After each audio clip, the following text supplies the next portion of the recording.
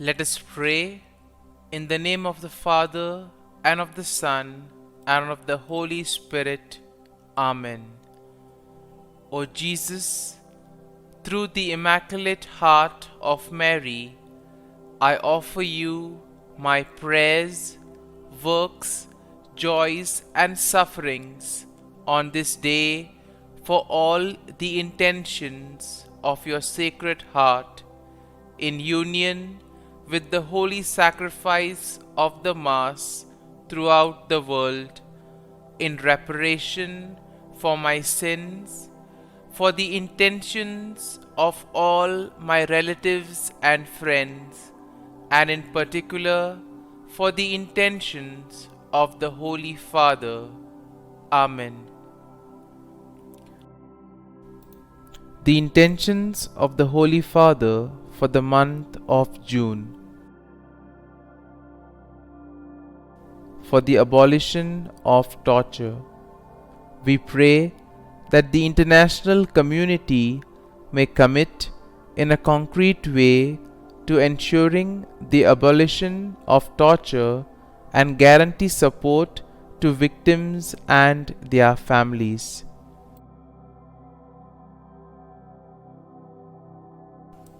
Our Father, who art in heaven, hallowed be thy name. Thy kingdom come, thy will be done, on earth as it is in heaven. Give us this day our daily bread, and forgive us our trespasses, as we forgive those who trespass against us. And lead us not into temptation, but deliver us from evil. Amen. Hail Mary, full of grace, the Lord is with you. Blessed are you amongst women, and blessed is the fruit of thy womb, Jesus. Holy Mary, Mother of God, pray for us sinners, now and at the hour of our death. Amen. Glory be to the Father, and to the Son, and to the Holy Spirit, as it was in the beginning, is now, and ever shall be, world without end. Amen. My dear friends, the Word of God welcomes us this morning. And as we begin this day with the Lord, we ask Him to help us in all our endeavors. As we begin this day in His presence, we ask Him to bless us so that every step, every activity may radiate His presence, His joy, and His love to the world. And therefore we see that sometimes in life we do not acknowledge or we do not thank the Lord sufficiently for all the graces that we have received. If you take a look at our lives, we see that we may have received plenty of graces, but we very rarely thank the Lord for them. And therefore it would be adequate for us to begin today's day by thanking the Lord. Thanking Him for all the little things, for all the graces that He has given in our lives. These things which may seem little go a long way in His plan for us. Everything that happens because He wills it and because He has it planned in our lives. And therefore we begin by thanking the Lord for the gift of life. Lord, we thank You for the various talents, abilities that You have given us. We thank You for making us different, unique. Lord, we also thank You for the gift of this day, a day that will help us to make a difference not only in our lives but also in the lives of others. A day which may help us to complete something that was left incomplete or to do something in a different manner. Lord, we also want to thank You for the gift of our family members, friends, relatives, near and dear ones, and all those who play a very important role in our lives. All these individuals have indeed helped us in various ways. They have molded us and made us who we are. And therefore, Lord, we ask You that You shower your abundant blessings on them, and help them in all their endeavors.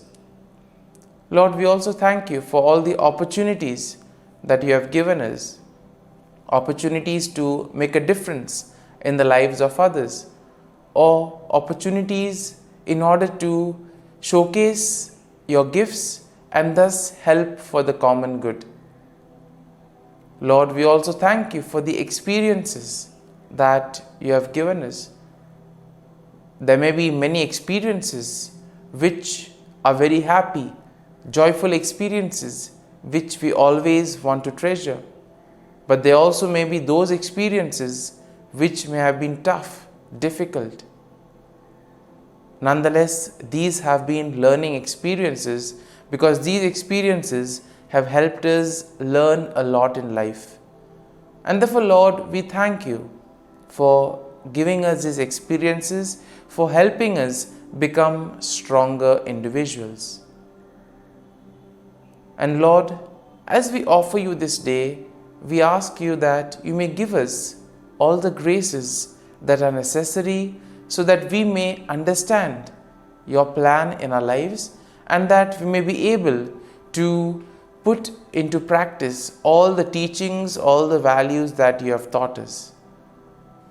My dear friends, let us now spend a few moments and reflect and meditate on Psalm 57. As usual, we shall have a general overview of the psalm and then we shall go into the details of it. Now we see that Psalm 57 is a psalm of lament that is attributed to David, and it is believed to have been written during a time when David was fleeing from King Saul and David was seeking refuge in a cave. And in this way, we can say that the psalm can be somehow be divided into three main sections. The first section basically being a plea for mercy and protection. That is something that we find in verses 1 to 3. Then in verses 4 to 6, we have a declaration of trust in God. And finally, in verses 7 to 11, we see a song of praise and confidence in God's deliverance.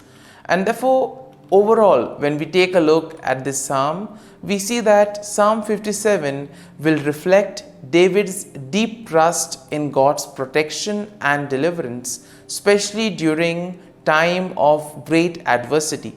Now, this psalm showcases David's plea for mercy, his declaration of trust in God's faithfulness, and his resolute praise and confidence in God's deliverance. Now, it also serves as a reminder of the importance of seeking refuge in God during times of troubles and also praising Him for His steadfast love and faithfulness.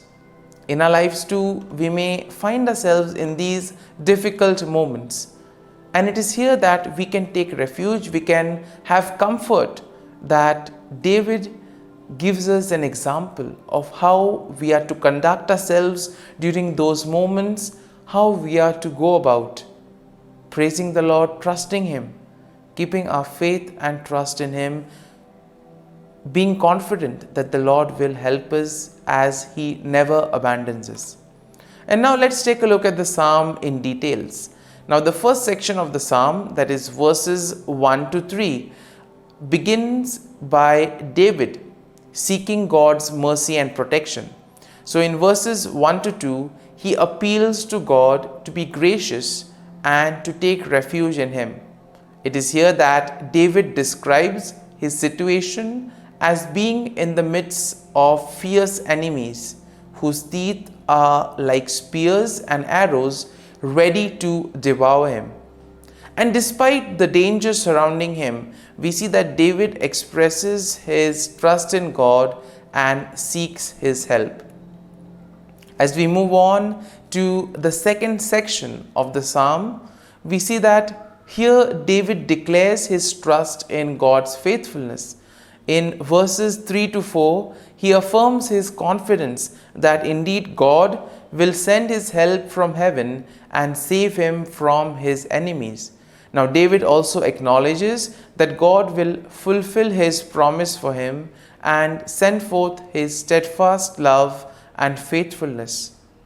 In verse 5, David expresses his desire to exalt God above the heavens and to glorify him among the nations. In verse 6, we see that David will describe the danger he faces and the nets and the traps that have been laid for him. He notes that his enemies have prepared a pit for him, but they themselves will fall into it. So much trust he has in the protective power of the Lord. And it is this confidence that David has in God's deliverance that leads him to a place of assurance and courage. And as we move to the third section of the psalm, we see that David offers a song of praise and he expresses confidence in God's deliverance. In verses 7 to 9, he sings praises to God, declaring that his heart is steadfast and confidence in the midst of his troubles. It is here we see that David affirms that he will sing and make music to praise God even in the face of adversity and difficulties. And finally, in verses 10 to 11, David concludes the psalm with a declaration of confidence and trust in God's goodness and faithfulness. He praises God for his love and faithfulness that reach up to heaven. And therefore he affirms that his belief in God is strong, that he believes in the glory of God, and ultimately that he will receive protection and he will be able to escape from his enemies. As we know that when troubles come, challenges come, those are like the testing moments in our lives. Are we able to remain steadfast? Are we able to have faith and trust in the Lord? That is a question we need to answer. And therefore, as we reflect on this psalm, let us make our faith and trust in the Lord ever more stronger. Let us surrender ourselves to Him and ask Him to be with us, to guide us at every step of the way, so that whatever we may do, it may be in accordance for His plan that He has for us. My dear friends, as we have reflected on the psalm, let us now close our eyes at this morning hour and let us thank the Lord. Let us praise the Lord. Let us glorify the Lord. Loving Father, you have given us this time in the morning. You have been gracious to us. You have given us your Son, our Lord Jesus Christ, who has cleansed us from our sins. He has taken away all our sins and He has given us new life. Lord, as you have given us the Holy Spirit, we ask you, Lord, to bless us and to protect us. And therefore, Lord, for all the blessings that you have given us, all the graces that you have bestowed on us, we thank you, we praise you, and we glorify you. You have protected us all through the night, and you have given us the gift of this day. You have given us good health of mind and body. And therefore, Lord, at this morning hour, we thank you and we praise you. For your great love and mercy, O Lord, we praise you, we thank you, we glorify you. You are a merciful God. You are always there to watch over us at every step of the way. And therefore, Lord, we ask you that whatever actions we may do today, whatever steps we may take, be with us, guide us all along the way, so that whatever we may do, it may be according to your will, according to your plan, and ultimately that you may lead us to fulfill your mission. And therefore, as we reflect and meditate on the psalm, let us now spend a few moments in silence and let us take a look at what touched us as we read the psalm. There may be a sentence or there may be a phrase. Let us remain with it. asking the Lord to give us the grace so that we too may be able to become like Him, to become a light to the world, and therefore spread His message of love and peace.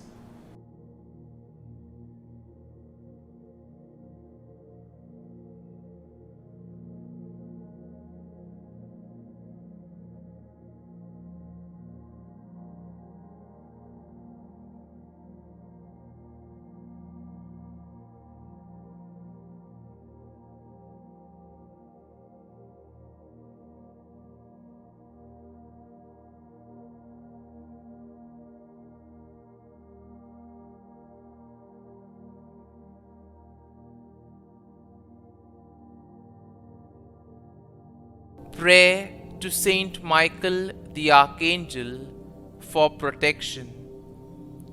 Saint Michael the Archangel, defend us in battle. Be our defense against the wickedness and snares of the devil. May God rebuke him, we humbly pray.